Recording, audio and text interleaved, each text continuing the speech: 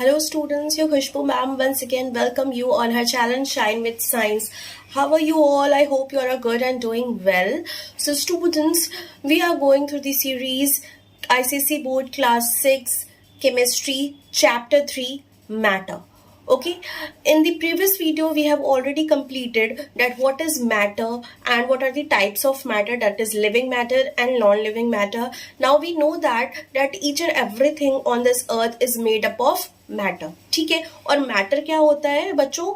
कोई भी चीज जो कि जिसका कि कुछ मास होता है और जो कि एक स्पेस ऑक्यूपाई करता है, दैट इज कॉल्ड मैटर. और मैटर दो तरीके के होते हैं, लिविंग और नॉन लिविंग. लिविंग में आपका प्लांट्स और एनिमल्स आते हैं, जो भी लिविंग ऑर्गेनिजम्स हैं वो सारे आते हैं लिविंग मैटर में. और नॉन लिविंग में आपका नेचुरल मैटर्स भी आते हैं, जैसे सॉयल, रॉक, सन, मून, वाटर, एयर. ठीक है, और मैन मेड भी जो है कि नॉन लिविंग मैटर्स होते हैं. जो भी आपको ऑब्जेक्ट्स अपने आसपास दिखाई देते हैं, chair, table, pen, pencil, book, whatever, all these are man-made non-living matter. So now it's time to start the next topic, that is composition of matter, atoms and molecules. ठीक है, तो मैटर बना किसका होता है बच्चों? ठीक है, मैटर हमने ये तो जान लिया कि matter anything that has mass and occupies space is called matter. अब ये मैटर जो है कि ये किसका बना हुआ होता है? ठीक है, तो मैटर बेसिकली एटम्स और मॉलिक्यूल्स का बना होता है बच्चों. ठीक है, एटम्स मैटर किसका बना होता है? एटम्स या मॉलिक्यूल्स का, एटम्स और मॉलिक्यूल्स का. Now we know that all substances are made up of matter, but what is matter made of? अब हमें ये तो पता है कि सारी चीजें जो है वो मैटर की बनी होती है, लेकिन मैटर खुद किसका बना होता है? ठीक है, मैटर खुद किसका बना होता है? तो मैटर बना होता है बहुत ही छोटे छोटे पार्टिकल्स का, बहुत ही एक्सट्रीमली स्मॉल पार्टिकल्स होते हैं ये, जिन्हें हम नेकेड आई से ऑब्जर्व नहीं कर सकते. उन्हें क्या कहते हैं बच्चों? एटम्स कहते हैं. क्या कहते हैं? एटम्स. तो कोई भी एटम जो होता है वो स्मॉलेस्ट पॉसिबल यूनिट होता है मैटर का. यानी कि हम बात करें कि मैटर की स्मॉलेस्ट यूनिट क्या होती है अगर कहा जाए, तो वो होती है बच्चों एटम. ठीक है, वो क्या होती है बच्चों? एटम. जो कोई भी मैटर है, मैटर की स्मॉलेस्ट यूनिट क्या होगी? एटम. ठीक है, अब सपोज बच्चों जैसे ऑब्जेक्ट है, ठीक है, कोई भी ऑब्जेक्ट है, ठीक है, ऑब्जेक्ट वो लिविंग हो, आइदर लिविंग, ठीक है, लिविंग और नॉन लिविंग. ठीक है, कोई भी आइदर लिविंग और नॉन लिविंग. ये किसका बना हुआ है बच्चों? ठीक है, मैटर का. ठीक, मैटर का बना हुआ है. अब मैटर किसका बना है बच्चों? एटम्स का. ठीक है, एटम्स का बना होता है. ठीक, अब ये जो एटम्स है बच्चों, ये एटम्स जो है ये क्या होते हैं? These are the unit of matter. These are the unit of matter. Okay, ये क्या होते हैं बच्चों? यूनिट होते हैं मैटर के. आई बात समझ में? ऑब्जेक्ट्स लिविंग या नॉन लिविंग हो, वो सारे किसके बने होते हैं? मैटर के. और मैटर खुद किसका बना होता है बच्चों? एटम्स का. ठीक है, तो एटम्स क्या होता है? यूनिट होता है मैटर का. किसी भी अगर आपसे क्वेश्चन पूछा जाए what is the unit of matter, what is the smallest unit of matter, so you will answer that atoms are the smallest unit of matter that exhibit all the properties of matter, जिसमें matter की सारी properties होगी. जैसे ये एक object है, ठीक है, ये मैटर का बना हुआ है. ठीक है, तो ये जो मैटर ओवरऑल मिलके, ये मैटर जो है ये ओवरऑल मिलके, जैसे इस सपोज जो है कि एयर है, एयर में क्या है? मिक्सचर ऑफ गैसेस है. तो समझ लीजिए कि एयर है. ठीक है, एयर क्या है? एयर है mixture of gases, right. Air is mixture of gases. अब इसमें ऑक्सीजन भी प्रेजेंट है, नाइट्रोजन भी प्रेजेंट है, कार्बन डाइऑक्साइड भी प्रेजेंट है, और भी बहुत सारे जो है कि गैसेस प्रेजेंट होते हैं. और वहीं हम इसमें से एयर की अगर एक जो है कि गैस की बात करें, ऑक्सीजन की बात करें, ठीक है, तो ये क्या है? ये एक मतलब इसका एक मैटर है. ठीक है, ये एयर क्या है? ऑब्जेक्ट है. ऑब्जेक्ट में एक मैटर क्या है? ऑक्सीजन है आपका. ठीक है, ये क्या है? ऑक्सीजन है. ठीक है, ऑक्सीजन क्या है? It is matter. ओके, ठीक है, मैटर है. तो अब इस ऑक्सीजन की जो भी क्वालिटी होगी, ठीक है, इस ऑक्सीजन की जो भी क्वालिटी होगी वो मैटर के एक एक एटम की, मतलब एक एक एटम, ठीक है, एक एक एटम की, मतलब वो मैटर की जो भी क्वालिटी होगी, ठीक है, पूरे मैटर की जो भी क्वालिटी होगी, तो उसके एटम्स की, उसके एक एक एटम्स में वो सारी क्वालिटीज पाई जाएगी, ठीक है। जैसे मैटर जो भी है, अब जैसे मैटर एयर है, अब एयर जो है कि कई सारे एटम्स से मिलके बना हुआ है, ठीक है, उसमें नाइट्रोजन के भी एटम्स है, उसमें ऑक्सीजन के भी एटम है, उसमें कार्बन डाइऑक्साइड के भी एटम्स है, और बाकी गैसेस के भी एटम है।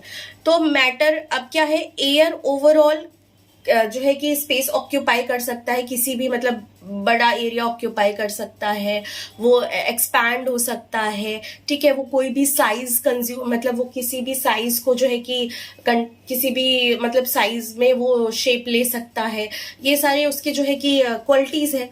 तो ये जो इस एयर जो मैटर की क्वालिटी है बच्चों, ये ऑक्सीजन, मतलब जो ऑक्सीजन एटम होगा इसका, और जो नाइट्रोजन एटम होगा इस एयर का, और जो CO2 यानी कार्बन डाइऑक्साइड जो इसका जो है कि एटम है, तो इन सारे एटम्स की भी यही क्वालिटी होगी, ठीक है, हर एटम्स की भी ये क्वालिटी होगी।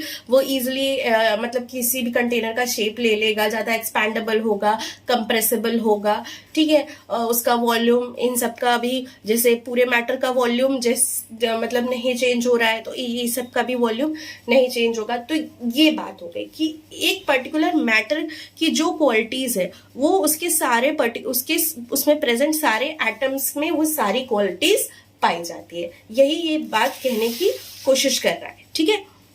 An atom is the smallest possible unit of matter that exhibits all the properties of matter. Matter की जो भी प्रॉपर्टीज है वो पर्टिकुलर एटम में भी पाई जाती है, ठीक है। Atoms usually do not have an independent existence. Atoms क्या होते हैं कि इंडिपेंडेंट, यानी कि स्वतंत्र रूप से अपने, मतलब स्वतंत्र रूप से अकर नहीं करते, ठीक है।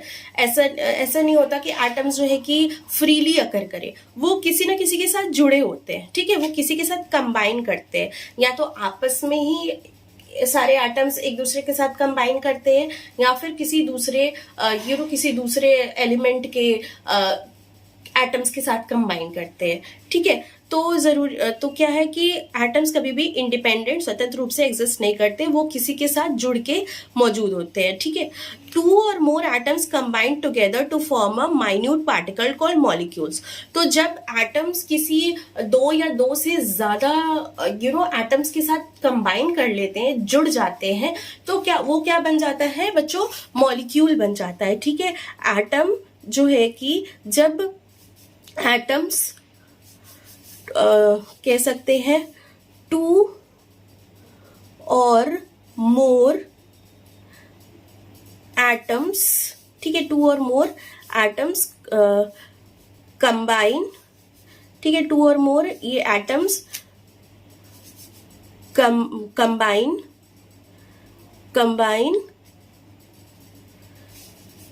टू फॉर्म मॉलिक्यूल, ठीक है, मॉलिक्यूल। तो जब 2 या 2 से अधिक एटम्स आपस में मिल जाएंगे तो वो क्या बन जाते हैं बच्चों, वो मॉलिक्यूल्स बन जाते हैं, फिर वो एटम्स नहीं रह जाते, ठीक है, फिर वो मॉलिक्यूल्स में बदल जाते हैं। एटम्स क्या होते हैं कि एटम्स स्मॉलेस्ट यूनिट है, लेकिन वो कभी भी इंडिपेंडेंटली एग्जिस्ट नहीं करता है, वो हमेशा किसी के साथ जुड़ के रहता है, मिल के रहता है। वो या तो अपने ही जैसे किसी एटम के साथ मिल के रहेगा, या फिर किसी दूसरे एलिमेंट के एटम के साथ मिल के रहेगा, लेकिन कभी भी वो फ्रीली एग्जिस्ट नहीं करता है, ठीक है, वो कंबाइन करता है। और जब वो कंबाइन कर जाता है तो वो क्या बन जाता है बच्चों, मॉलिक्यूल बन जाता है, वो मॉलिक्यूल फॉर्मेशन कर लेता है। A molecule is the smallest unit of matter which exhibits all the properties of that kind of matter and is capable of independent existence. अब बच्चों देखिए यहाँ पे जो है कि ये लिख रहा है कि atom is the smallest possible unit of matter, अब यहाँ पे ये लिख रहा है कि a molecule is the smallest unit of matter, ठीक है, तो ये कंफ्यूजन क्रिएट कर रहा है। तो आप इसको मतलब ध्यान मत दीजिएगा, ठीक है, जस्ट फॉरगेट इट, ठीक है। एटम्स जो होता है वो स्मॉलेस्ट यूनिट है मैटर का। उसके बाद अगर हम बात करें कि एटम्स मिल जाते हैं, कंबाइन कर लेते हैं, तो वो मॉलिक्यूल का फॉर्मेशन कर लेते हैं, ठीक है। तो अब जैसे कि मैंने बताया इस डेफिनेशन के अकॉर्डिंग कि मैटर जो है कि मैटर की जो भी प्रॉपर्टीज होती है वो उसमें प्रेजेंट एटम्स में भी, मतलब हर एटम में वो सारी प्रॉपर्टीज होती है। तो ऐसे क्या है कि अब एटम मॉलिक्यूल्स भी तो एटम से मिलके बने हुए हैं, ठीक है, मॉलिक्यूल्स भी एटम से मिलके बने हुए हैं। इसका मतलब कि उन मॉलिक्यूल्स में भी वो सारी प्रॉपर्टीज है जो कि उस पर्टिकुलर मैटर में प्रॉपर्टी है, ठीक है। तो ये बात हुई एटम्स और मॉलिक्यूल्स की। और ये जो मॉलिक्यूल्स है ये इंडिपेंडेंट इनका एग्जिस्टेंस है, मतलब मॉलिक्यूल्स फ्रीली अकर करते हैं क्योंकि वो ऑलरेडी कंबाइन कर चुके हैं, एटम्स ऑलरेडी कंबाइन कर चुके हैं। तो उसको मतलब और फर्दर कॉम्बिनेशन की मतलब ऐसा नहीं है कि मॉलिक्यूल्स फिर जो है कि फिर और बहुत ज्यादा कंबाइन करेंगे, ठीक है। तो molecules is capable of independent existence, okay. Now, however, atom and molecules are so small and they cannot be seen through naked eyes or even with an ordinary microscope. Atoms और molecules क्या होते हैं बच्चों, बहुत ज़्यादा छोटे होते हैं और इनको हम क्या करते हैं नेकेड आइज से या ऑर्डिनरी माइक्रोस्कोप से भी हमें ये विजिबल नहीं होते। ये इतने ज़्यादा माइक्रोस्कोपिक होते हैं, इतने ज़्यादा टाइनी होते हैं ये।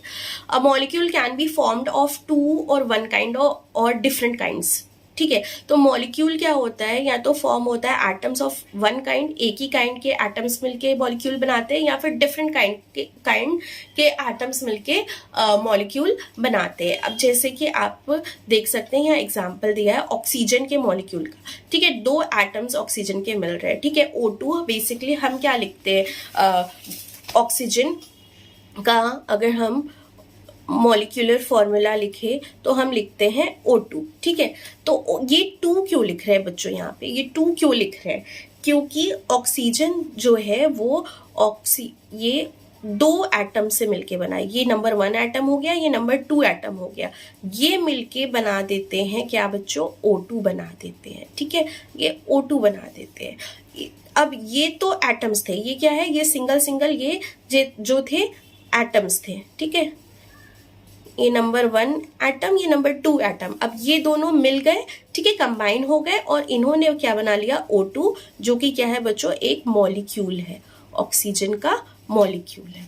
आई बात समझ में, ठीक है। तो ये क्या है, सेम काइंड, इसमें क्या है कि सेम ऑक्सीजन में क्या है कि सेम काइंड एटम्स कंबाइन करके मॉलिक्यूल बना रहे हैं, ठीक है। Smaller oxygen atom similar oxygen atom से, ठीक है, सिमिलर ऑक्सीजन एटम से ये सेम टाइप के एटम से जो कंबाइन करके मॉलिक्यूल बना रहे हैं। अब वही हम नेक्स्ट एग्जांपल देखें वाटर मॉलिक्यूल का। तो वाटर में क्या होता है, 2 एटम्स होते हैं हाइड्रोजन के और 1 एटम होता है ऑक्सीजन का, ठीक है। जैसे हम सभी जानते हैं बच्चों कि अगर बात करें कि वाटर के मॉलिक्यूलर फॉर्मूला की, ठीक है, वाटर के मॉलिक्यूलर फॉर्मूला की बात करें अगर हम, तो वाटर का मॉलिक्यूलर फॉर्मूला होता है H2O, ठीक है। अब इसमें हाइड्रोजन क्या है, हाइड्रोजन के 2 मोल H2 है, ठीक है। तो हाइड्रोजन के 2 एटम्स है, ठीक है, ये नंबर 1 और ये नंबर 2। और प्लस क्या है, ऑक्सीजन के पास इधर कोई भी नंबर नहीं है, ना 1 है ना 2 है ना 3 है, तो ये सिंपल अकेले है, ठीक है। लेकिन क्या है कि हाइड्रोजन के तो 2 एटम्स है, तो ओवरऑल ये जो है ये डिफरेंट काइंड के एटम्स है, ठीक है। ये हाइड्रोजन जो है ये अलग एटम हो गया और ये ऑक्सीजन जो है ये अलग एटम हो गया, ठीक है। और ये तीनों एक साथ कंबाइन करके बना लेते हैं क्या, H2O, जो कि क्या है बच्चों, एक मॉलिक्यूल का फॉर्मेशन कर ले रहे हैं, ठीक है।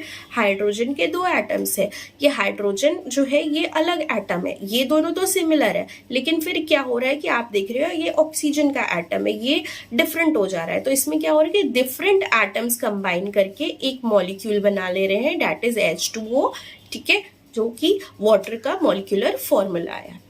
आई बात समझ में। तो इस तरीके से क्या हो रहा है कि आपको क्लियर हो गया होगा कि कैसे same kinds of atoms combine करके मॉलिक्यूल का भी फॉर्मेशन करते हैं और डिफरेंट काइंड्स ऑफ एटम्स में मिलके मॉलिक्यूल का फॉर्मेशन करते हैं, ठीक है। इसी तरह CO2 की बात करें बच्चों, CO2 इसमें क्या है, ये कार्बन डाइऑक्साइड का मॉलिक्यूलर फॉर्मूला है, ठीक है। कार्बन डाइऑक्साइड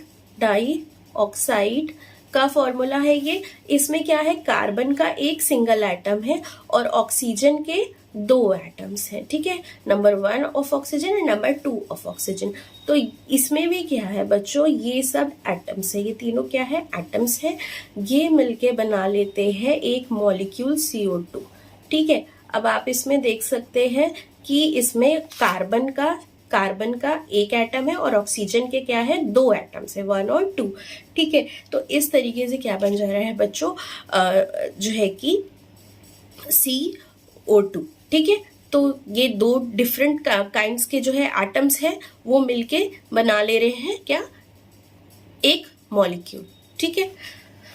आई होप आपको इतना क्लियर हो गया होगा कि कैसे similar kinds of atoms combine करके मॉलिक्यूल बनाते हैं और कैसे डिफरेंट काइंड्स ऑफ एटम्स भी मिलके कंबाइन होके एक मॉलिक्यूल का फॉर्मेशन करते हैं। Note, earlier it was thought that all kinds of matter are made up of air, water, earth, sky and fire. तो बच्चों पहले क्या था कि पंच तत्व, ये माना जाता था कि पंच तत्व से बने हुए हैं सारे मैटर्स, लाइक वायु, जल, धरती, आकाश और अग्नि, ठीक है, ये माना जाता था। ये कहते थे ना कि पंच तत्व से बनी हुई है सारी चीजें, पहले ये कहा जाता था। Later on it was Kanada and Indian philosopher थे Kanada, and then John Dalton आए जिन्होंने प्रपोज किया सारे forms of matter are made up of, उन्होंने बताया कि जितने भी फॉर्म्स ऑफ मैटर एग्जिस्ट करते हैं वो सब किसके बने हुए हैं, एटम्स के, ठीक है। ये एक इंडियन फिलोसोफर थे कनाडा, उन्होंने भी बताया, और जॉन डाल्टन थे, वो एक साइंटिस्ट थे, उन्होंने भी कहा कि जो मैटर है वो किसका बना हुआ होता है, एटम्स का बना हुआ होता है, ठीक है। अब ये जो मॉलिक्यूल्स होते हैं बच्चों, ये जो पार्टिकल्स होते हैं, जो मॉलिक्यूल्स होते हैं ना, इनकी अपनी कुछ कैरेक्टरिस्टिक्स होती है, कुछ इनकी विशेषताएं होती है जो कि हमें जानना जरूरी है। तो आइए देखते हैं one by one. Properties of matter can be explain on the basis of following characteristics of its particles. Particles of matter are held together by a force of attraction that exist between them. This force is known as intermolecular force of attraction. The force of attraction is different for different kinds of particles. बच्चों इसमें ये कह रहा है कि जो particles होते हैं ना मैटर के, वो एक साथ एक फोर्स के थ्रू जो है कि बंधे होते हैं, ठीक है। उन सब के बीच में क्या होता है, फोर्स होता है। जितनी भी एटम्स हैं, मॉलिक्यूल्स हैं किसी मैटर में, उन सब के वो कैसे एक साथ मिलके रह रहे हैं सारे मॉलिक्यूल्स, उन मॉलिक्यूल्स के बीच में एक फोर्स होता है, एक तरीके का क्या होता है, एक फोर्स होता है जो कि उन्हें आपस में एक दूसरे से जोड़े रखता है, और उस फोर्स को नाम दिया गया है इंटरमॉलिक्यूलर फोर्सेस ऑफ अट्रैक्शन। मतलब कि मॉलिक्यूल्स के बीच में जो अट्रैक्शन है का फोर्स है वही, ठीक है, इंटरमॉलिक्यूलर फोर्स ऑफ अट्रैक्शन। ये फोर्स जो है अट्रैक्शन का डिफरेंट होता है, डिफरेंट काइंड्स ऑफ पार्टिकल्स के लिए डिफरेंट होता है। जैसे एयर है तो उसमें इंटरमॉलिक्यूलर फोर्सेस अलग होंगे, वाटर है तो उसमें इंटरमॉलिक्यूलर फोर्सेस अलग होंगे, आपका सॉलिड कोई ऑब्जेक्ट है तो उसके इंटरमॉलिक्यूलर फोर्सेस जो है वो डिफरेंट होंगे, ठीक है। तो जैसे सपोज ये एक कंटेनर है, ठीक है, इसमें सपोज वाटर प्रेजेंट है, ठीक है। तो वाटर के मॉलिक्यूल्स जो है वो थोड़े से जो होते हैं ना, वो दूर दूर से होते हैं, ठीक है, वो आपस में बहुत ज्यादा क्लोजली पैक्ड नहीं होते हैं, ठीक है, वो थोड़े दूर दूर से होते हैं, ठीक है। तो ये समझ लीजिए कि ये वाटर के मॉलिक्यूल्स है। अब ये जो मॉलिक्यूल्स है ये आपस में मतलब एक साथ कैसे हैं, कि आपस में सारे मॉलिक्यूल्स एक साथ कैसे हैं, तो इनके बीच में क्या है, ये जो छोटे छोटे मॉलिक्यूल्स हैं इनको निकाल दिया जाए तो इनके बीच में एक फोर्स है बच्चों, जिसे कहते हैं intermolecular force of attraction, intermolecular force of attraction, ठीक है। तो ये जो मॉलिक्यूल्स है इनको अगर बाहर निकालते हैं, और मैं इस तरीके से आपको बता रही हूँ कि आपस में जुड़े होते हैं एक दूसरे से, किससे, एक तरीके के फोर्स ऑफ अट्रैक्शन से, जिसे कहते हैं इंटरमॉलिक्यूलर फोर्स ऑफ अट्रैक्शन। यानी कि मॉलिक्यूल्स के बीच में जो फोर्स ऑफ अट्रैक्शन है उसी को नाम दिया गया है इंटरमॉलिक्यूलर फोर्स ऑफ अट्रैक्शन, ठीक है। अब ये क्या होता है कि अलग अलग ऑब्जेक्ट्स में, जैसे ये वाटर है तो इसमें क्या है अलग इंटरमॉलिक्यूलर, किसमें मॉलिक्यूल्स जो है तो वो थोड़े दूर दूर है, थोड़े लूजली पैक्ड होते हैं। तो क्या है कि इसमें इंटरमॉलिक्यूलर फोर्स ऑफ अट्रैक्शन थोड़ा कम है इनके मॉलिक्यूल्स के बीच में। अब वहीं जैसे कोई सॉलिड ऑब्जेक्ट है, ठीक है, अब ये सॉलिड ऑब्जेक्ट है, ठीक है, इसमें क्या है कि इंटरमॉलिक्यूलर फोर्स ऑफ अट्रैक्शन ये क्या होगा, इसमें बहुत क्लोजली पैक्ड है, इसके जो मॉलिक्यूल्स होते हैं सॉलिड के ये बहुत क्लोजली पैक्ड होते हैं, ठीक है। तो सॉलिड ऑब्जेक्ट है तो उसके जो मॉलिक्यूल्स है बहुत ज़्यादा क्लोजली पैक्ड होते हैं, तो इसमें क्या होगा इंटरमॉलिक्यूलर फोर्स ऑफ अट्रैक्शन क्या होगा, बहुत कम होगा, क्योंकि इनके बीच मतलब बहुत ज़्यादा होगा, ठीक है। इसके बीच में क्या होगा, कम होगा क्योंकि थोड़े दूर दूर है, ठीक है। इसमें क्या होगा, ज़्यादा होगा, सब टाइटली पैक्ड है, मतलब सब बिल्कुल बहुत ज़्यादा एक दूसरे से अट्रैक्टेड है, बहुत ज़्यादा इन सॉलिड में क्या है, बहुत ज़्यादा सॉलिड में इंटरमॉलिक्यूलर फोर्स ऑफ अट्रैक्शन होता है, ठीक है। सॉलिड ऑब्जेक्ट की बात करिए तो इसमें क्या होता है, more intermolecular force of attraction होता है, ठीक है, क्योंकि इसके जो मॉलिक्यूल्स हैं वो बहुत ज़्यादा क्लोजली पैक्ड है, ठीक है, बहुत ज़्यादा क्लोजली पैक्ड है। तो क्लोजली किस वजह से पैक्ड है, क्योंकि उनके बीच का जो फोर्स ऑफ अट्रैक्शन है वो बहुत ज़्यादा है, उनके बीच का जो इंटरमॉलिक्यूलर फोर्स ऑफ अट्रैक्शन है वो बहुत ज़्यादा है, इसलिए ये क्लोजली पैक्ड है, ठीक है। ये सॉलिड है, ठीक है, ये लिक्विड है, ठीक। Next characteristics is particles of matter are always in random motion because they possess kinetic energy. It increases with increase in temperature and vice versa.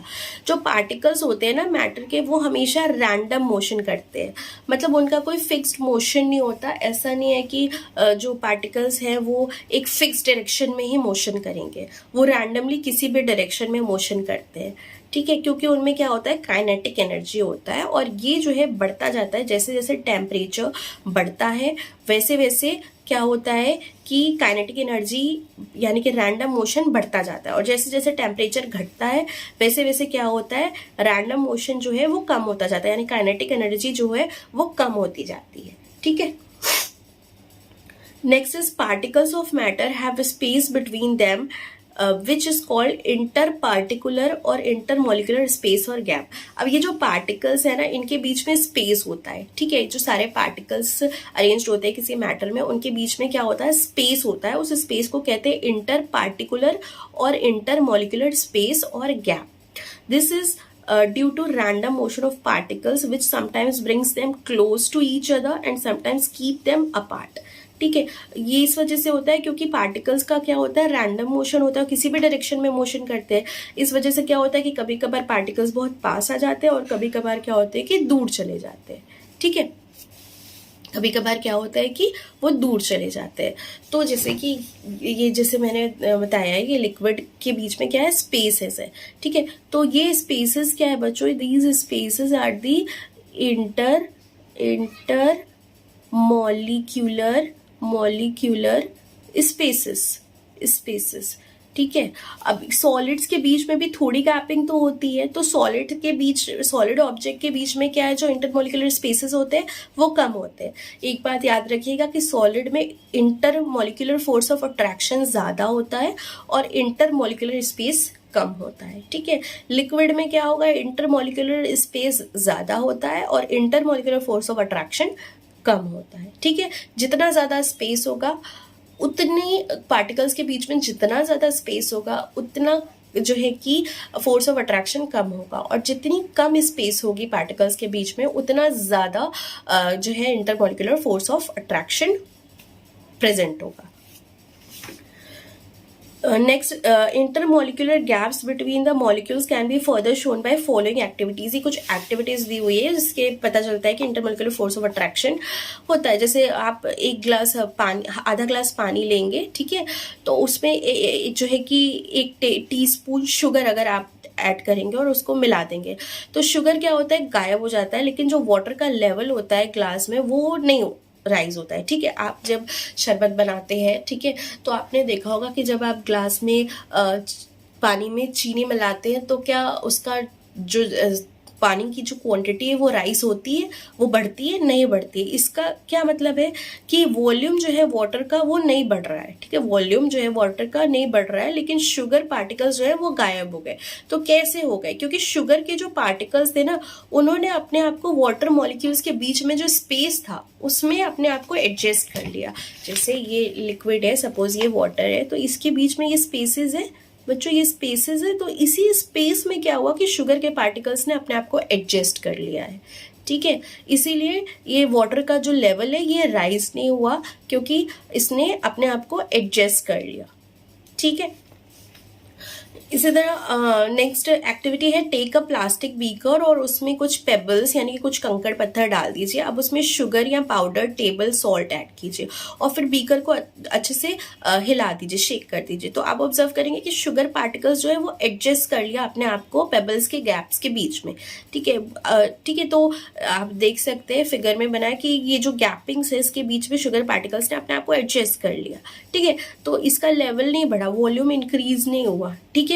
तो इससे पता चलता है कि इंटरमोलिकुलर स्पेसेस या इंटर पार्टिकुलर स्पेसेस जो है उसके बीच में अगर हम कोई भी सब्सटेंस सपोज ऐड कर रहे हैं उसमें, तो वो जो दूसरा पार्टिकल होता है वो अपने आप को एडजस्ट कर लेता है उन स्पेसेस के बीच में।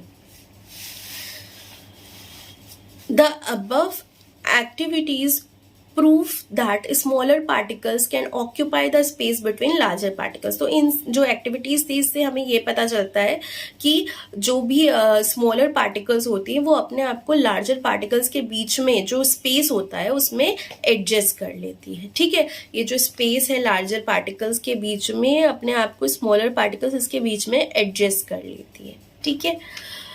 तो ये था बात, हमने कर लिया, ठीक है, characteristics of particles, molecules of matter.